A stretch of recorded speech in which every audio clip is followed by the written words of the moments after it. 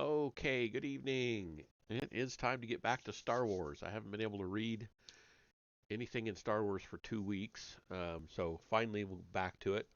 And we're in the final reading from the final book in the Lost Tribe of the Sith series. And if I'm honest, I'm glad. I'm kind of tired of the Lost Tribe of the Sith storyline. Um, I've liked all of the books. Don't get me wrong. I'm not dissing the series. It's just not been my personal favorite. But anyway, we've got 5 chapters. They're all pretty short chapters to finish it out. So here we go. We're starting. We're coming in at chapter 13 tonight. Idle reeled. You want the Kashiri here to destroy our ships? Not our ships, Bentado said, looming over the giant map. A dozen miniature airship models sat off the western edge. They will destroy the ships of the tribe. But we're all part of the tribe. Are we? The scar above Bentado's eye tilted. We spent so much time trying to rebuild, Edel said, barely conscious of Cora watching intently from the side. I don't see what sense it makes to tear it apart. Don't play innocent. You and your golden destiny people were tearing the tribe apart for years, just as my people were. He gestured to the Sith in the room. Perdition, Edel. You were right alongside us in the crisis, showing us how to destroy the temple. It wasn't one of my better moments. No, of course not, Bentado said. But I don't propose to destroy what we rebuilt. I'm talking about a second tribe, here on Alanciar. A second. Edel was startled. He'd never considered such a thing. It's simple, the bald man explained. There's no path to the Grand Lordship so long as Hiltz lives, and Ileana, his mouth curled evilly around the name of the royal consort, drawing the word out to twice its length, she'll see to it that Hiltz will live until you and I are too old to care. Bentado limped around the map. You said yourself the Kashiri were superior to ours back home, and I don't just mean this waste of flesh here that Hilt saddled me with, he said, slapping a heavy hand on Squab's gnarled shoulder. Yaru Corson found sculptors and painters. We have found a warrior race, builders and armorers. The Alanciari are something, Edel said, nodding toward Quara. Truly amazing, but they're all Kashiri. The potential exists in the people of our old continent, too. Do you have 2,000 years to train them? Bentado snorted. Edel looked back at the human guards by the door. They'd heard it all and done nothing. His people, Bentado had said.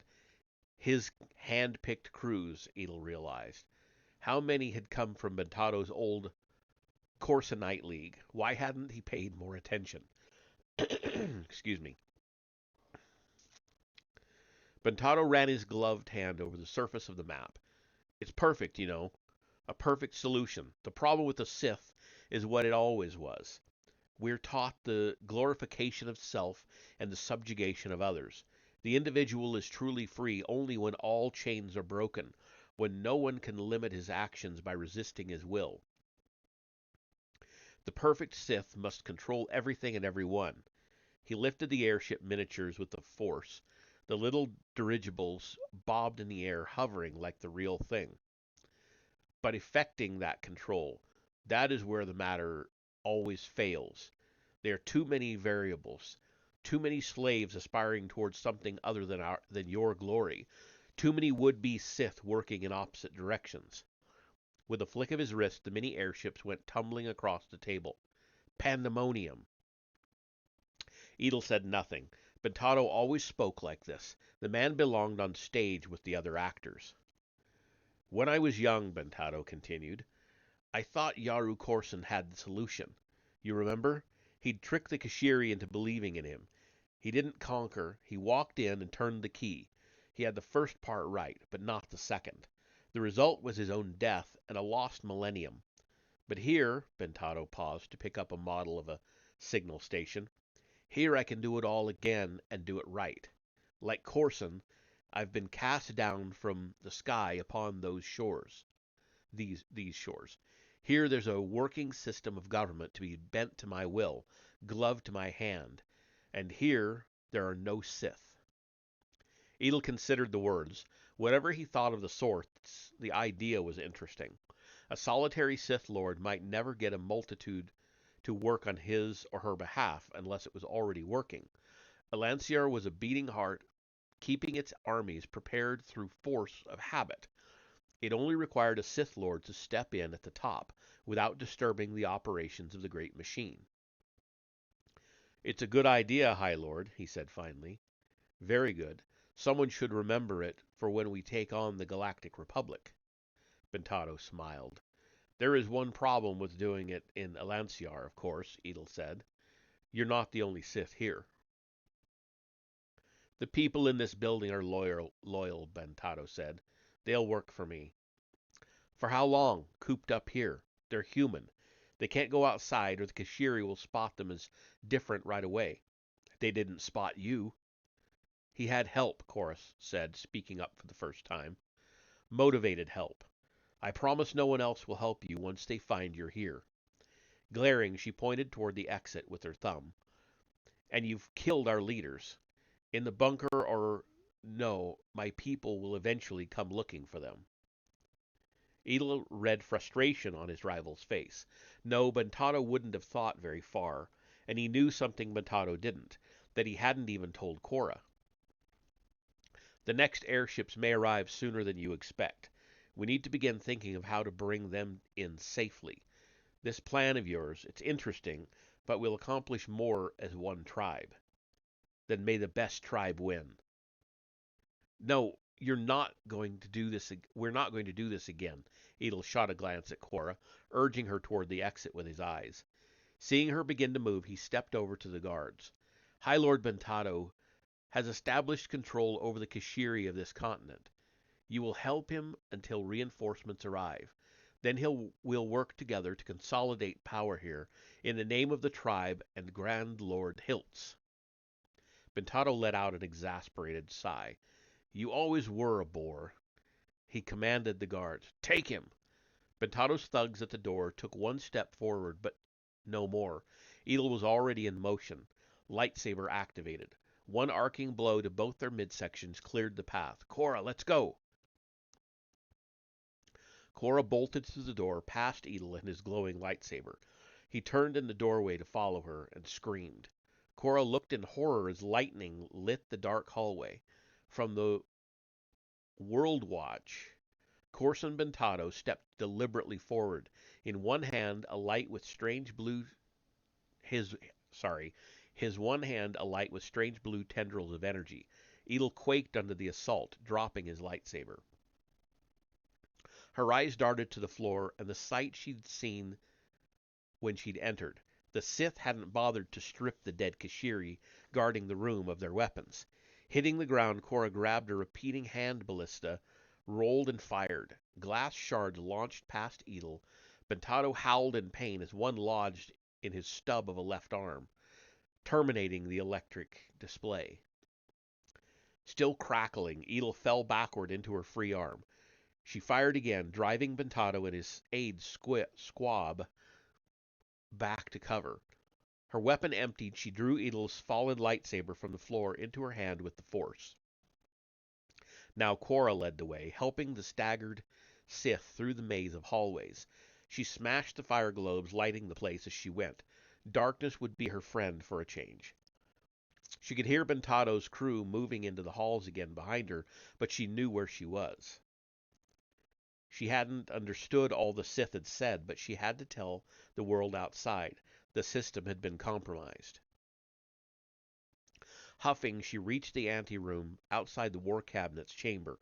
Across the room were the steep stairs leading to the surface level. But as she turned for them, Edel fell to the floor, still in agony from the Sith attack. She didn't know what Bentado had done to him, but Edel clearly had never experienced it before.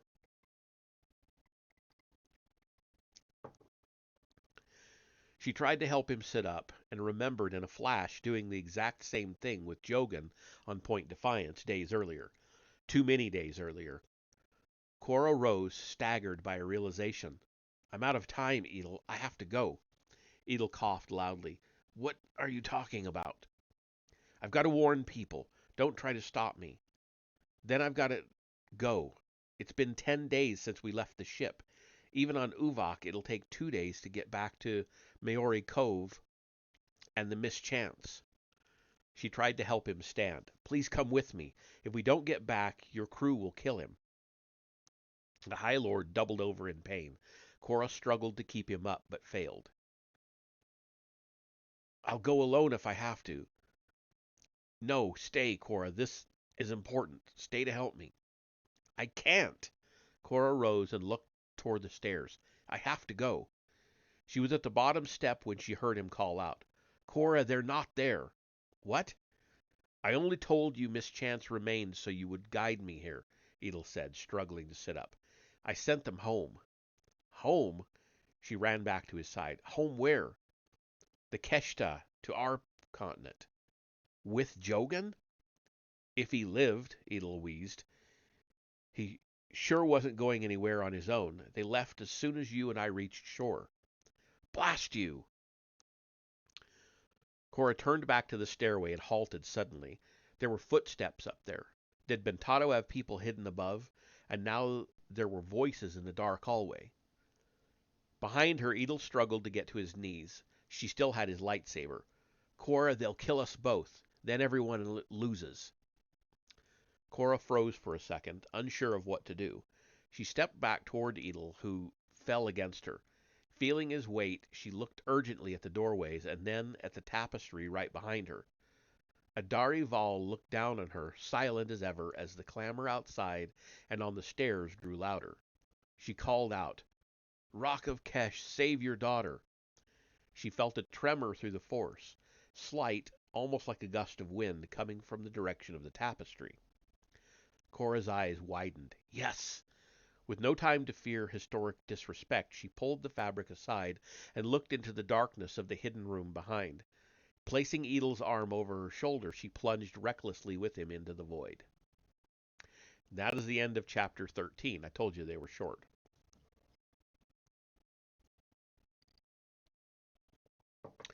They're all about that length. I think there might be one slightly longer for the rest of the book. So, chapter 14. For the second time in 2 weeks, Cora cared for an injured man while Sith stalked nearby, but the location could hardly have been more different. She was not at Jogan's signal station or on the deck of a ship. She was in the greatest sanctum of all Elanciar, the library of Adari Val. The Sith remained outside beyond the tapestry, and noisily so. There had never been fewer than 3 voices out there at once in the long hours since she'd entered. There was no going outside, but there was still a chance to warn her people. For 2 hours she'd reached out to other thought-criers through the Force, uncaring of whether the Sith sensed her presence. The Force was one communication system the Sith couldn't compromise. Or so she thought. Between the anger emanating from the Sith and the near-toxic levels of fear that had developed among the Elanciari over recent days, calling into the Force felt like death by drowning. There was no way anyone could make out what she was trying to say. She was too tired and too fearful herself. And angry. For more long hours she glared at Edel as he slept, recuperating from his ordeal. He'd lied to her the whole way. She knew the rugged southern coast. There weren't many settlements or fortresses. The snow-capped mountains were their own defense. Mischance could put out to sea unmolested, but with autumn in the south, Elanciari mariners avoided the southern passage because of its rocket-fast polar currents and the spread of ice. Did an inexperienced crew have a chance of reaching the eastern ocean?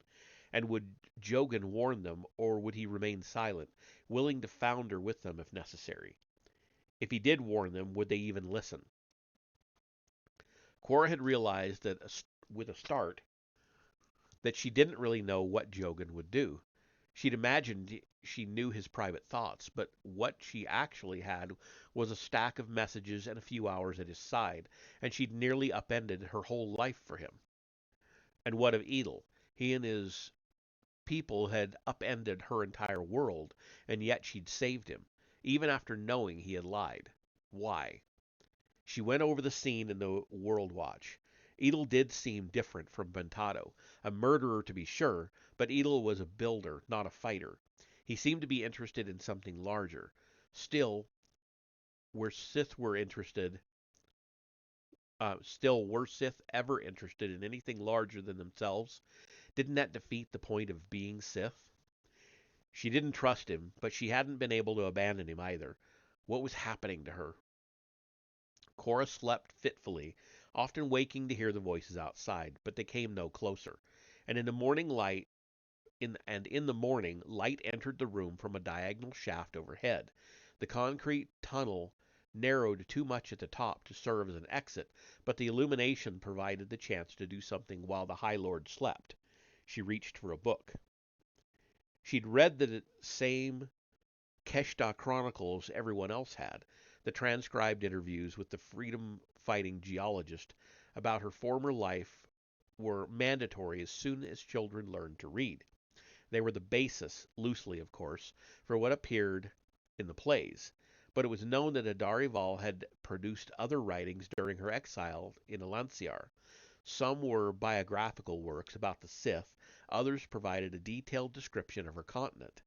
A sizable body of her work compared and contrasted the minerals of the two continents. Even the most devoted Val scholars had trouble getting through that material. Her support for the theory that the ancient cataclysm severed access between Keshta and Elanciar was the only thing of much interest there. But the book Cora held now was something different. The pages were not in calligraphy, but in someone's scrawl. Adari's own hand? It didn't seem possible to Cora, who now took extra care leafing through the pages. But whether the document was original or a handmade copy from centuries later, it was something she had never seen. Adari's personal memoirs. Eagerly, Cora skimmed the writings, feeling all the excitement she had always gotten when reading missives from Jogan. There were many regret-filled sections about Adari's sons, particularly Tona, who had been left behind. There were a few tart passages about Adari's mother, Yulin, and not much at all about her first marriage to Jari. But turning the page, she saw the writer's hand quicken, the letters slant. It was about Yaru Corson, the captain of Omen and first Grand Lord of the tribe. Corson had touched Adari's mind from afar, long before their first meeting, and she mentioned that sensation more than once. It had been unnerving then, and every time he did it after that. Cora understood Adari's unease, for she had felt it when trying to communicate mentally with other Kashiri not attuned to the Force. She didn't do it often because it didn't always work, and there wasn't any practical need for it anyway. As a thought crier, she'd only communicated with other Force users, but she'd tried to reach out to her husband telepathically, and the response had been a sickened expression from him. Was that what Adari felt? The first Kashiri ever to be contacted through the Force? Cora imagined her discomfort. And what discomfort lived on every and that discomfort lived on every page after that, where Adari described the jealousy aimed at her by Sela, Yaru's wife among the humans. Mental vitriol broadcast at her every time Yaru wasn't immediately nearby. Not had he ever stopped Sela when he was around. Adari wrote that he enjoyed seeing the two of them set against each other. This behavior wasn't Sith, Adari wrote. This was male. But what aggravated Adari was that she had willingly placed herself in that position, and not just to gain intelligence for her resistance movement. Then it looks like we go into a quote from the book, so to speak. Yaru has a sharper mind than anyone I have ever met. Fencing with him verbally was like one of his lightsaber fights. I felt completely awake and alive. Even now, decades later, I remember waking up in the morning and wanting the next conversation to begin. Walking with him as other Kashiri and Sith knelt down was like being at the center of the world. But I can never forget the other feeling, The way I felt that first day at the mountain when Sela and her kind ripped at my mind. Yarrow is smart, clever, and charming, and uses those things to rule the others and me. But he is also a chief among Sith, and that means he is vain, ruthless, and sadistic. This is a man who killed his brother for the sake of convenience. If Yaru yet lives, has probably done worse still. This is an animal. As a young woman, I was part of a match made for advantage. The problem is that it defines you as unequal before it even starts.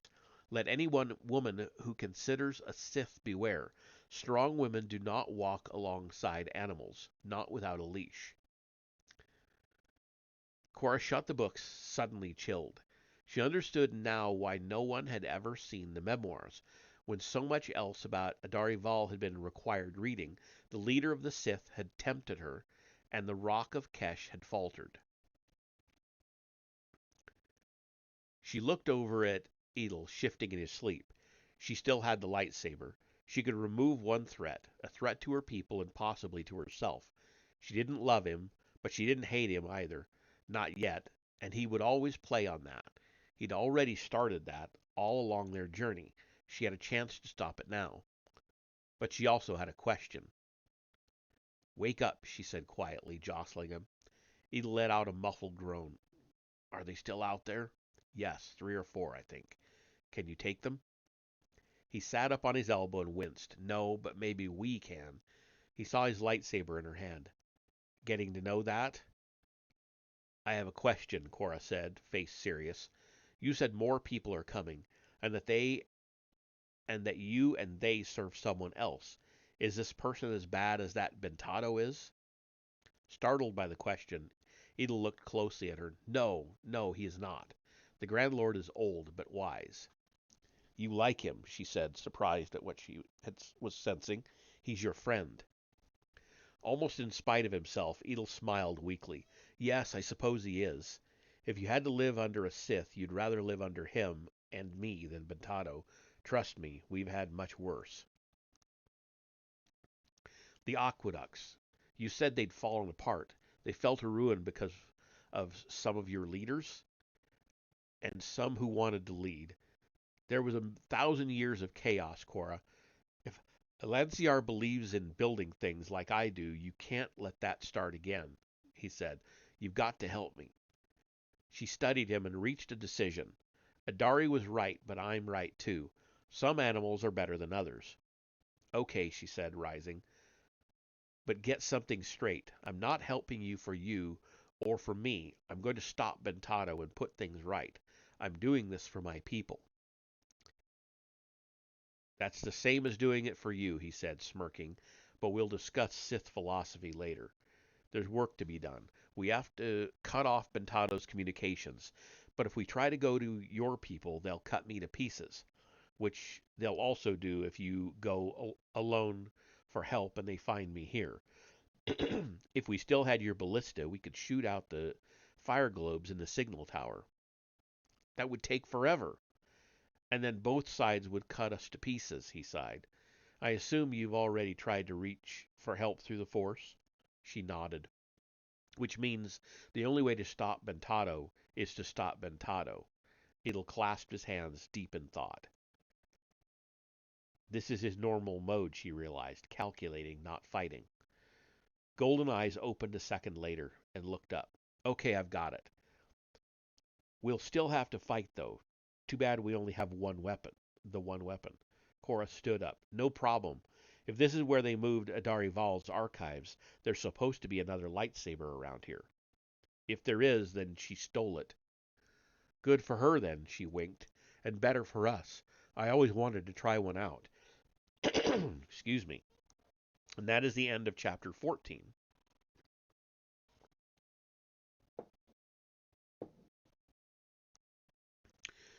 Jumping into 15. I think there are 17 total.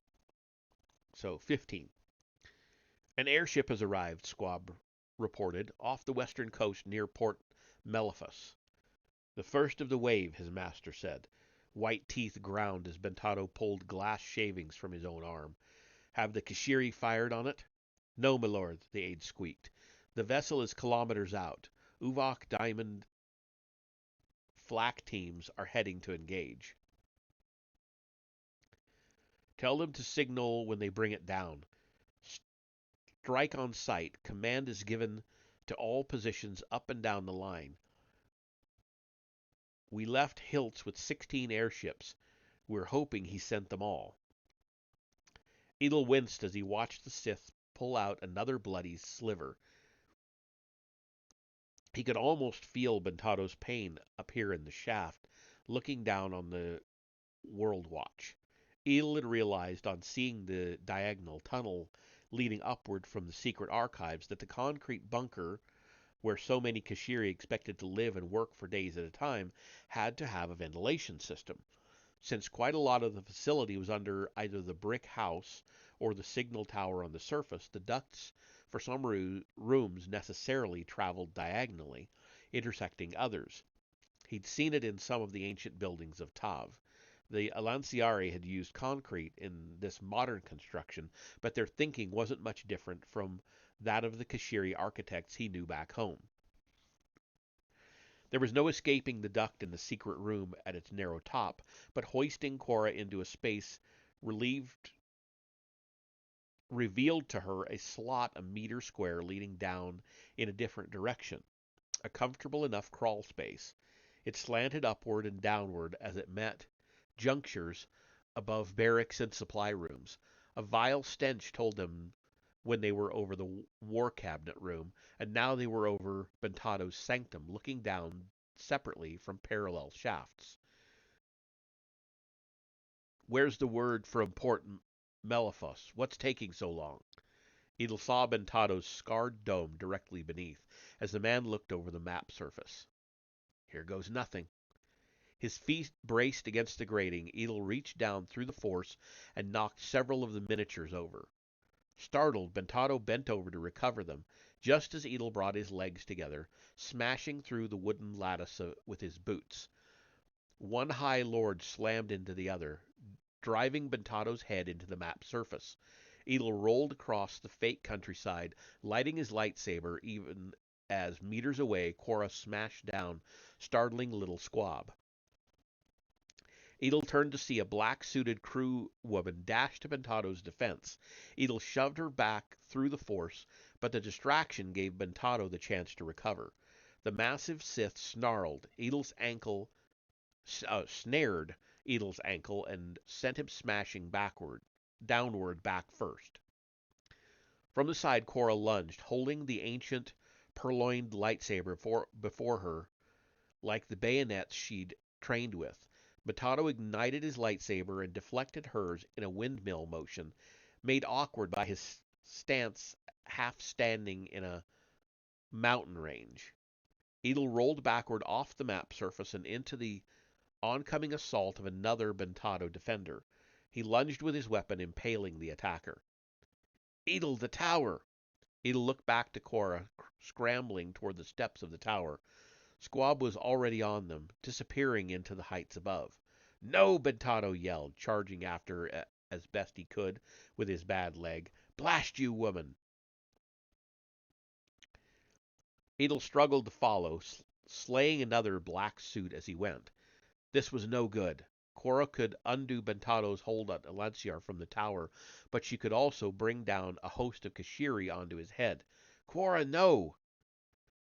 He found her gasping in one of the lower belfries. Bentado had thrown her against the wall, knocking away her lightsaber. Stay back, Edel. Glistening with sweat, Bentado pointed the tip of the lightsaber at her neck. If this purple thing means anything to you, stay back. Edel looked to his side. Squab cowered near him behind the wooden spiral staircase leading upward. I don't suppose two can play this game, Edel said, threatening the hunchback. Squab? Bentado laughed. Do what you want. I can find more Kashiri. There's a whole continent full here. He sneered at Cora. Is this one special? Forget me, Edel, Cora yelled. You stabbed this filthy animal. Move and she dies. Edel breathed deeply and stepped back. He lowered his lightsaber, but did not deactivate it.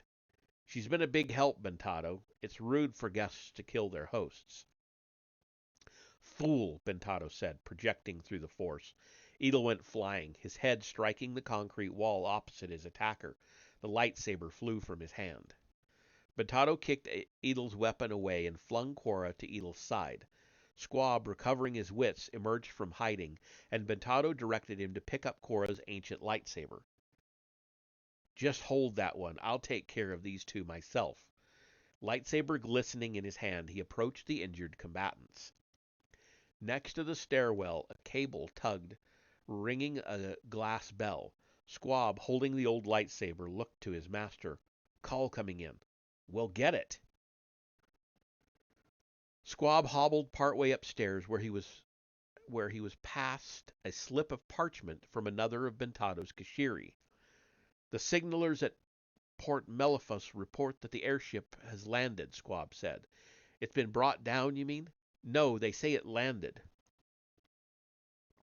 Bentado boiled. What are you talking about? I gave the command to strike. Another message passed down the steps. Quab looked at it, and then looked at it again. The message appears to be from Grand Lord Hilt, sir. He says he has arrived. Still woozy, Edel looked at Quora, stunned. Bentado's jaw dropped. He yelled up the stairway, You tell him that Corson Bentado and the Kashiri of Alanciar welcome him, and tell the troops to kill him and anyone with him now.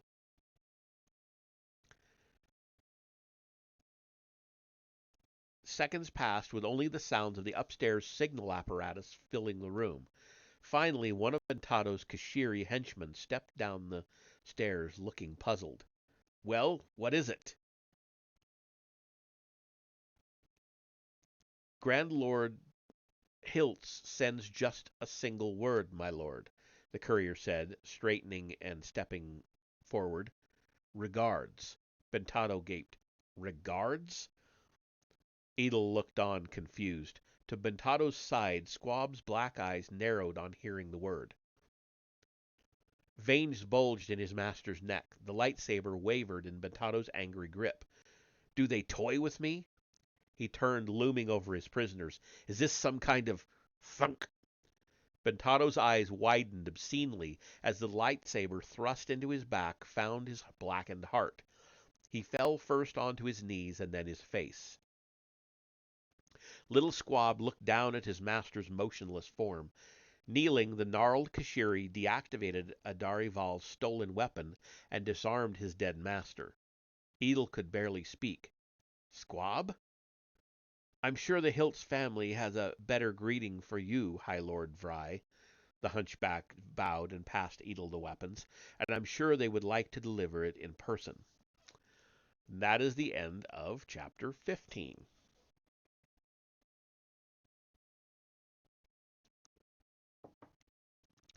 Chapter 16. The white airship sat grandly over the Susmintry parade grounds, the same size as Yaru Good Omen. The same size as Yaru, Good Omen differed particularly in practically every other regard. In place of the dark, fearsome design, the golden inlay in the canvas traced the image of a mighty avian creature, its beak curling into a happy smile. Jewels and tassels dangled from the envelope. Silken bunting surrounded the enclosed gondola, giving the appearance that a puffy cloud had descended from the sky to hover just meters over the amassed Kashiri army standing at attention. Quora stood at the receiving stand alongside Edel, who waited expectantly and openly amid the surviving city leaders. He seemed to look on the airship with absolute delight. That's the royal vehicle you were working on? She asked. Yes, but they've made some changes to the exterior, he said. They worked fast. It had already stopped once in Port Melephus, descending first at sea shy of the range of the Kashiri ballistae. A passenger had then emerged on the forward balcony to hail the Uvok riding defenders. The same passenger who now emerged in the same place. Quora already knew who it was. Jogan Halder, stood at the railing wearing his Lanciar military uniform and seemingly unbowed by his injuries. "Kashiri of Lanciar," he yelled, "I have been beyond the ocean. Let me tell you what I have seen." A hush fell over the regiments. "I was taken from our shores by these beings, these humans, who have been described to us as the Sith. I did not go willingly, and whatever happened, I was determined to protect Lanciar. I was blindfolded soon after the mischance sighted land, but I had time to see a lush country ahead, like the one described by Adari Val. I was rushed inland in a wheeled cart, while some of my captors went ahead and were joined by others." He clapped his hands on the railing. "Again, I was determined to say nothing, no matter what torture they brought." His expression softened. "But then we reached the smooth stone paths of a city, and I was released, and I mean completely released, allowed to walk freely through the streets. And what streets! A magnificent shining city with glass spires rising to the sky, more beautiful than anything I've ever seen, and the city was alive, with nothing but Kashiri." A murmur arose from the crowd. "I know what you're saying now because I thought it, too. The Herald told us ages ago that the land wasn't really theirs and that the Kashiri weren't really free. But I didn't see the humans anywhere. Even those who had been my captors vanished soon after my release. I didn't want to talk to these Kashiri. They looked like us, but we know they're living under tyranny. How like us could they be?" He spread his hands theatrically.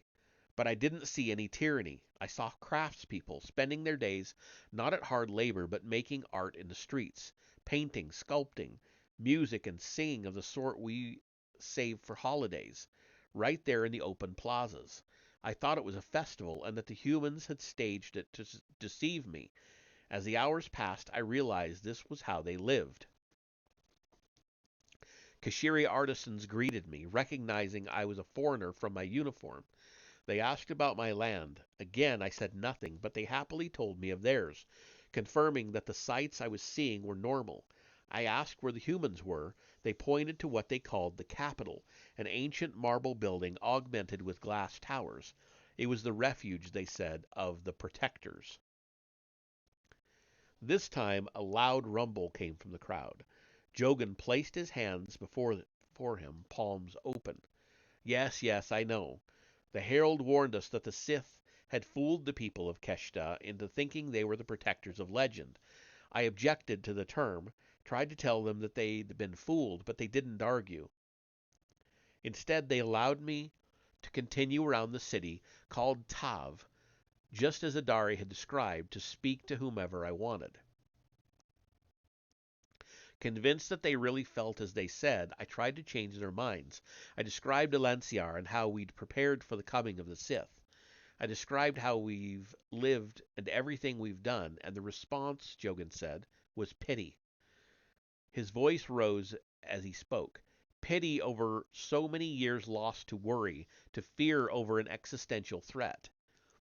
Pity over so many lives spent in drudgery rather than craft, and pity that we had never known the humans with their wisdom from the stars.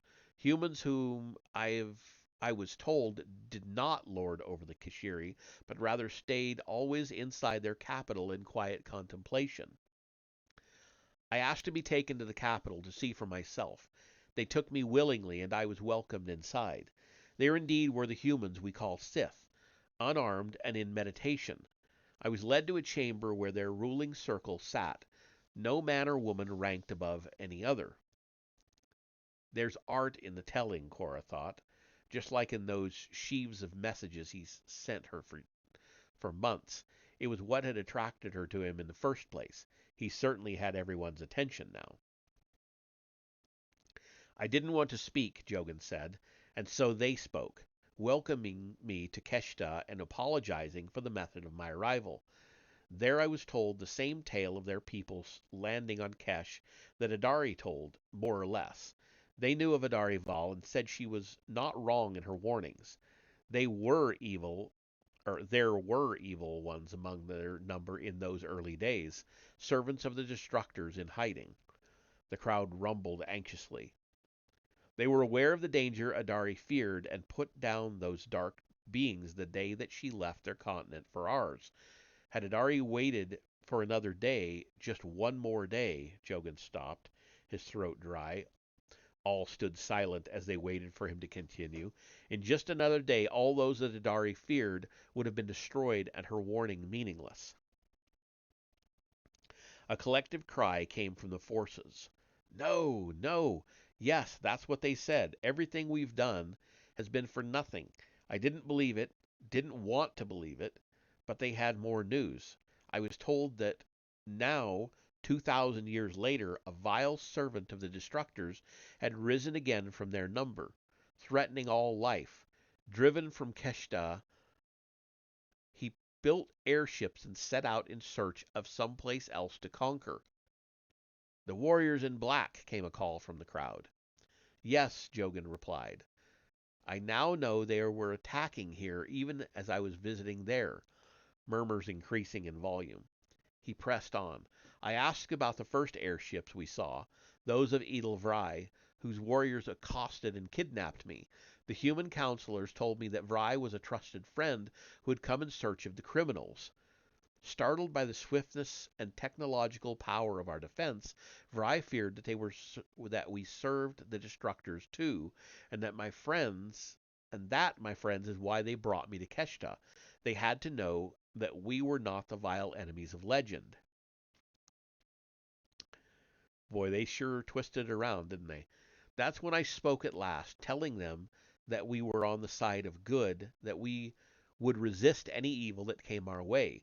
We weren't deserving of their wrath. No, not Alanciar. Jogan saved us all, came a cry from the masses. And the humans, the Sith, were glad of it, and they offered to help. A cheer went up, and Korra's eyes widened with realization. He's the new herald.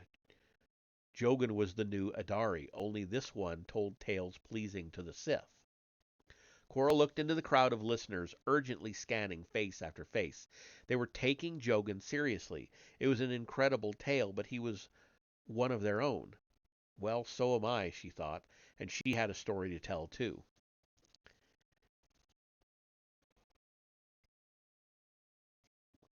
Casting a surreptitious glance at Edel, Korra turned toward the railing. She'd felt a paralysis since the moment in the tower over Valhall, when Edel reasserted control over Bentado's crew and the signaling devices. There'd been no chance to warn anyone, but here was the better part of an Alanciari legion just footsteps away from the receiving stand. Maybe it wasn't all over. Edel could try to silence her, but it would put an end to this show while there was still some doubt. But don't take it from me, Jogan said, stepping aside to allow a new figure onto the balcony. There's someone you should all meet. A flush of white appeared at the railing, an ancient human male clad in a cloak of gem-festooned feathers and wearing a sharp beak. Raised his arm wings and looked to the sky, recognizing the bright Tuash, legendary avian creatures of their myths. The crowd gasped. Only Edel, gawking, laughed aloud. Incredulous, he looked at Korra. Grand Lord Hiltz. People of Alanciar, I have come to you as the Kesh-born minion of the bright Tuash. The old man said, I am more than 2,000 years old. The humans are among my children, and so are you. Your herald, Adari Val, was my Kashiri daughter. Well-meaning, but lacking in understanding. He clapped a feathered arm on Jogan's shoulder.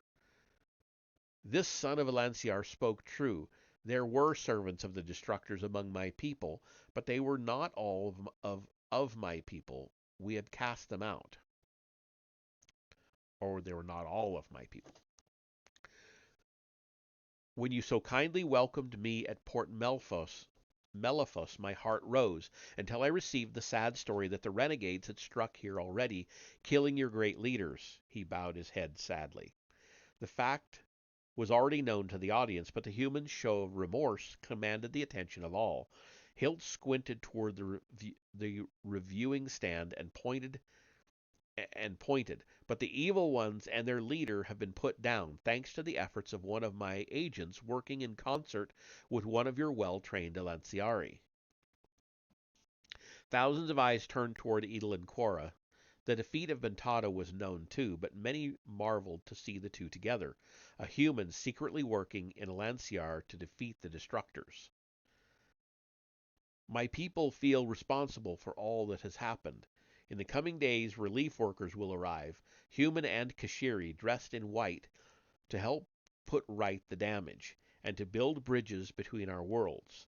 Applause already beginning. Bird Hilts raised his wings.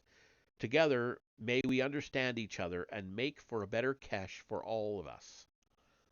The crowd roared its approval. Quora looked around. There were Force users here, studying the old man as she was, but no one had raised an alarm. They sense no malice in him, Edel said. He never had any for you. There's still deception, she said. Maybe these people are ready to be deceived. They're like one of your ballistae. They've been cocked for years, waiting to go off. Now that they've fired, they're ready for something else, even a pretty story. She looked up. Yes, Jogan had given it to them. What could she say now? The blimp descended now, allowing her one-time correspondent to open the gate to the ground. There's more to my story, but I need to get to a signal station.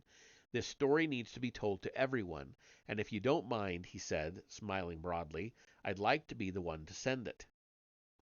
Jogan stepped from the gondola into the crowd. Cora descended from the receiving stand but couldn't get near him, so mobbed was he with curious Kashiri. She dashed along, trying in vain to catch up with the moving crowd before hopping on top of a stone retaining wall. Jogan! She yelled. Jogan looked left and right before spotting her. Grinning, he pointed to her with one hand and himself with the other. We'll talk, he mouthed, before being swept toward the signal station at the edge of the parade grounds. Edel smiled. Grand Lord, welcome. The Elanciari listeners had pulled back and were now meeting in large groups with the Kashiri ambassadors from the Good Omen. Hiltz had brought no other humans, but they would be along in vessels to come. The aged Grand Lord brought Edel close for an embrace and then spoke, cracked lips to the younger man's ear. That was the worst blasted thing I've ever done, he said, waving the beak. The costume or riding on the airship? Both. Edel looked back at the massive vessel. No one had ever known the Grand Lord to ride an Uvok. It does make flight available to those who can't ride. We could do a lot with them. The people of Kesh are puffed up enough, my boy, Hilt said, fluffing the feathers of his cloak. It's no way to tie together an empire. They have more of the sea vessels in the harbors. We don't know how many can make the transit, but that's because they simply haven't tried, he said. Obviously, Pepin and the Mischance made it. Of course. I was hoping to see you with them, but they told me you had scouted ahead. Good thing that, he said, and good thing you sent us that talkative fellow and his reading collection. It was a lot of romantic claptrap, mostly, but he also had a copy of this. He pulled forth a volume from inside the cloak. His copy of the Keshta Chronicles. This book told us what we were up against, everything the Elanciari knew about us. Adarival's testament, Edel said, shaking his head. The Kashiri runaway did a lot of damage. Not as much as you might think, Hilt said, smiling. You people snicker at me and my histories, but history is important. It can be a weapon for both sides. Your lieutenant read it during the crossing and flew ahead with it to Tav when she reached shore. It was clear that the Kashiri and Elanciar had once been like ours in the beginning, right down to the same myth of the protectors and the destructors, and now, like then, he patted the beak. It was simply a matter of convincing them of who we were in the story, and that meant also choosing a role for Bentado. But Bentado's fleet must have already left by then. and there was no recalling the headstrong fool. We knew his invaders would give the Lanciari the fight they'd been waiting for, a fight they'd probably win. So we used that. He and his ships and people looked like the face of evil. We had to look like something else, Hilt said slyly. Luckily, you'd sent us a test subject.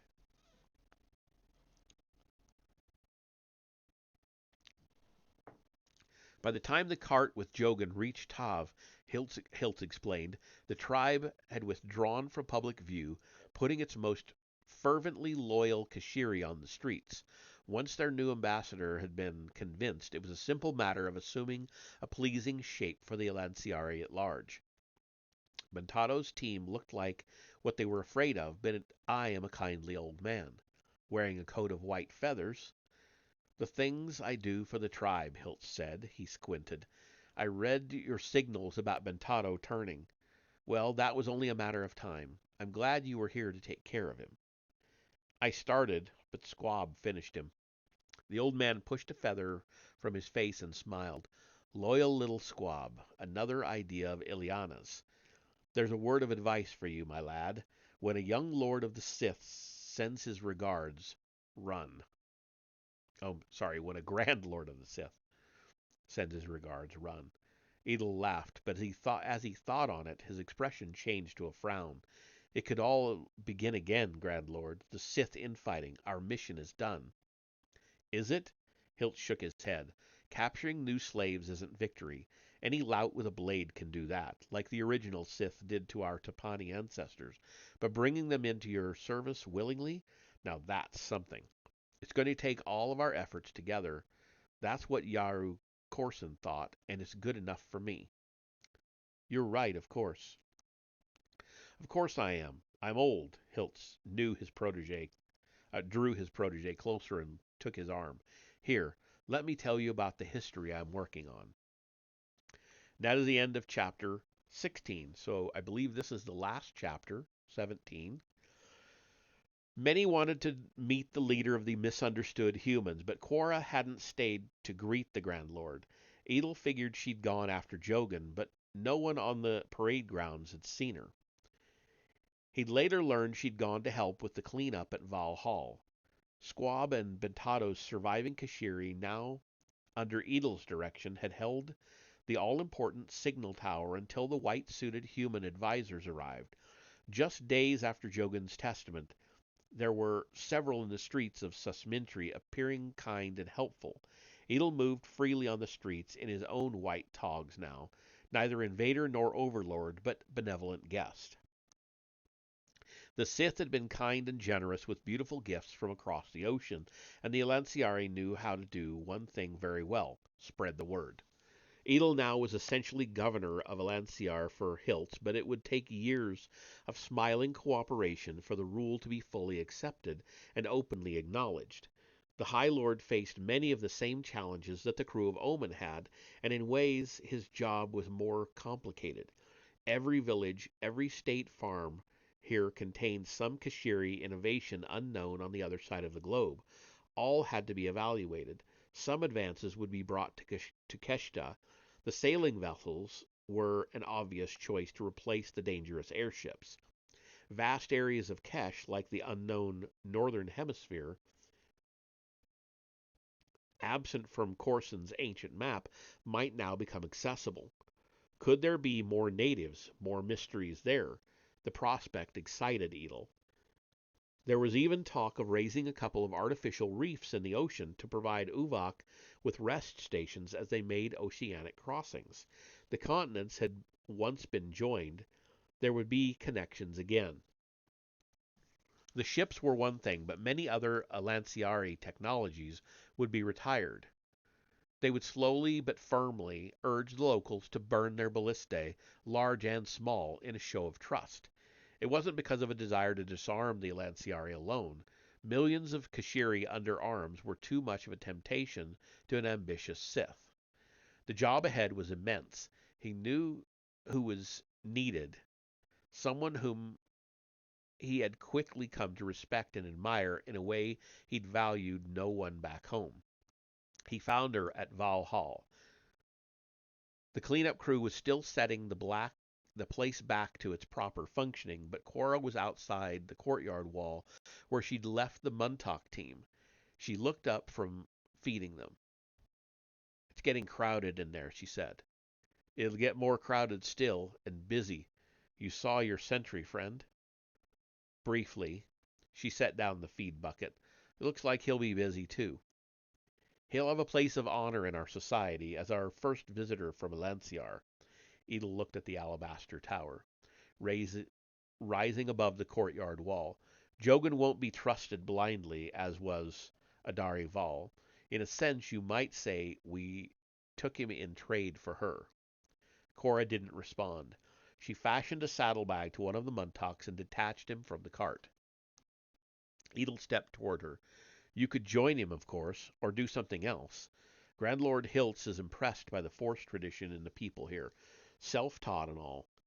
He's always wanted to bring Kashiri into the tribe proper, with titles just like ours. He reached for her hand and looked intently at her. A number of roads are open to you, Cora. No, she said, smiling weakly and pulling her hand back. Only one. At the end of a time that had been filled with difficult, almost impossible decisions, the final decision had been the easiest. Watching the sun set as her Muntak loped into the city, Cora understood now why she'd traveled to Point Defiance that autumn evening. She'd become a boat on the canal of her career, yoked to a single direction. However far she advanced, knowing exactly what the rest of her life was going to look like, had drained her. Others in the military state had lived with the same problem for years. But since the arrival of the Sith, the society seemed enlivened. Mysterious new prospects had opened up for all. Among them, only Cora still felt she knew what the future would look like. She alone had seen the Sith as they really were. Not like Jogan.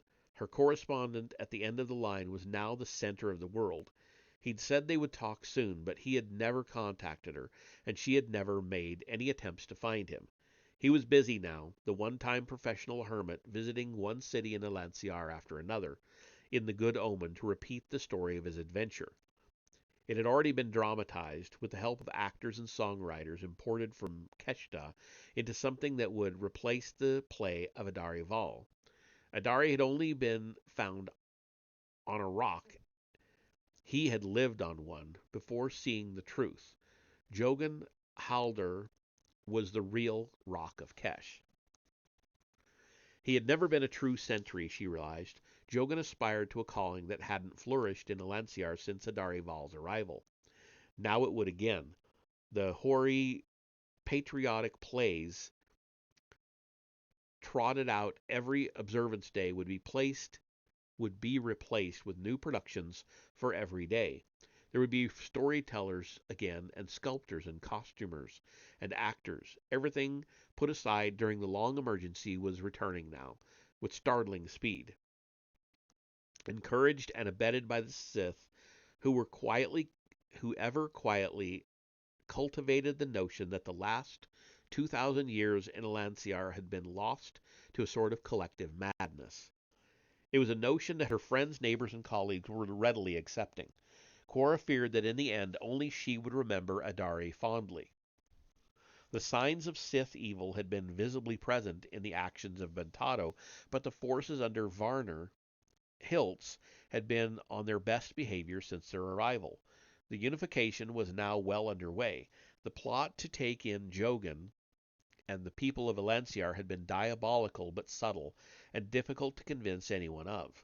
Cora had tried more than once, quietly speaking to others she knew in authority, but all she got in return was the skepticism that should have been directed at the Sith, even from those whose judgment she previously trusted.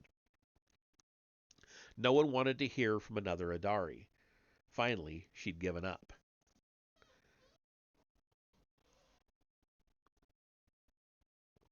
She'd taken one last warning from Adari, though, and perhaps it would be the last one anyone ever heeded from the disgraced herald.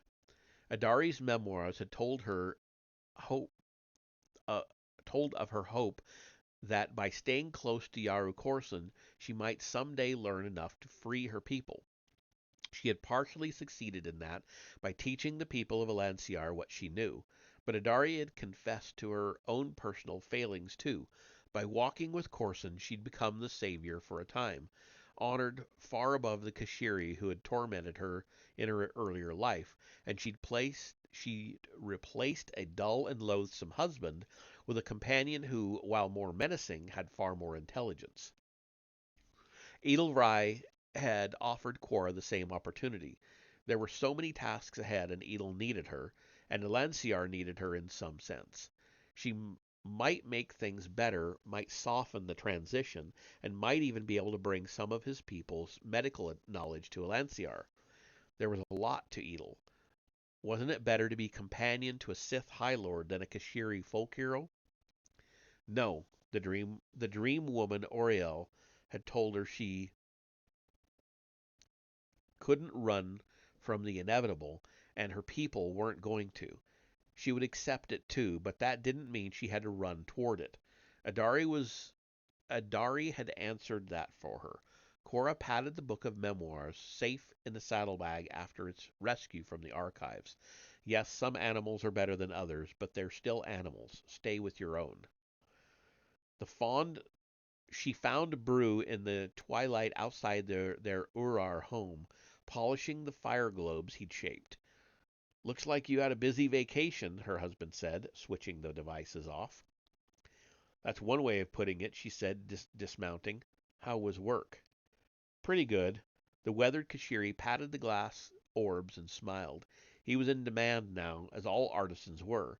The Sith were interested in the devices. Kids are glad to be home. They'll be thrilled to see you. I'll surprise them, she said, kneeling to tie up the beast. Brew ambled back up the steps into the house, whistling. Cora looked at their home and then up the street. She knew what the rest of her life would look like, and she knew what the rest of her children's lives would look like. She would stay here to guide them through, and her citizens, so long as her office existed. There wasn't really more to do. She looked at the stars appearing in the sky uh, appearing in the sky. Under the Sith, they would get new names. She hoped that somewhere among them lived the true protectors, ready to save their people, but she was prepared to be wrong. Okay, and that is the end of the chapter, and there's a note at the end. To read more adventures of the Lost Tribe, look for the Fate of the Jedi novels, now available in hardcover and mass market paperback.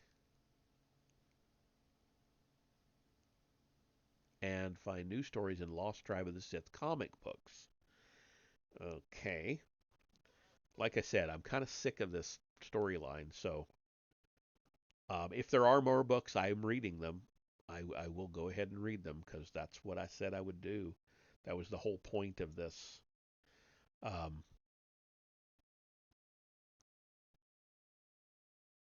of reading through this was I wanted to read all of the Star Wars stuff. So it looks like there's an acknowledgement back here that's talking about 9 Fate of the Jedi novels.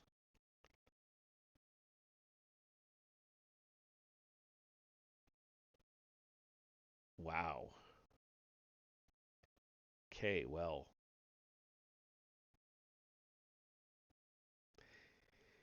no thanks. Not right now. I hope there are ways down the road. All right, so that is the end of Pandemonium. Um, and that means, let me get out my list. I have an actual physical list here. I printed out a long time ago. I'm going to need my cheaters. Do I know where we're going next? Pandemonium. Uh, I have it on the wrong page, I think. Let me see. Let's see what we're reading next. I'm now that I'm thinking about it, I haven't looked ahead. Star Wars.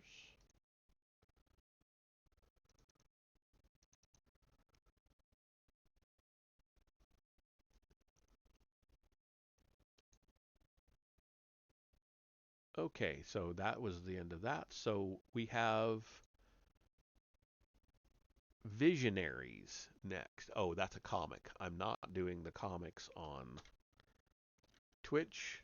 Too too close to the copyright stuff, so I'm skipping the comics, unfortunately. Darth Bane, Path of Destruction, or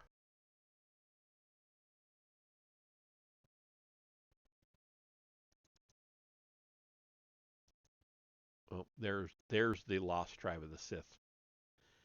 Um, yeah, okay. So no, we have an actual short story called Star Wars Knight Errant Influx.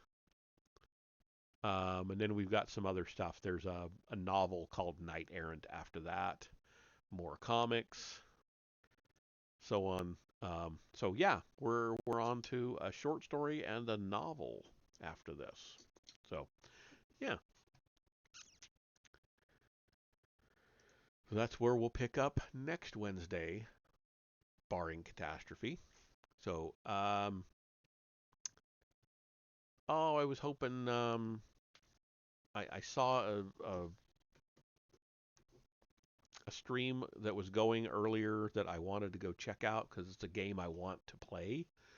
Um, Dead Space. I have never played it, but it's over. So, oh well, we'll just skip it, and I will see you all on Friday for the next reading from The Problem with Slavery in the Age of Revolution. So, see you then. Have a good night.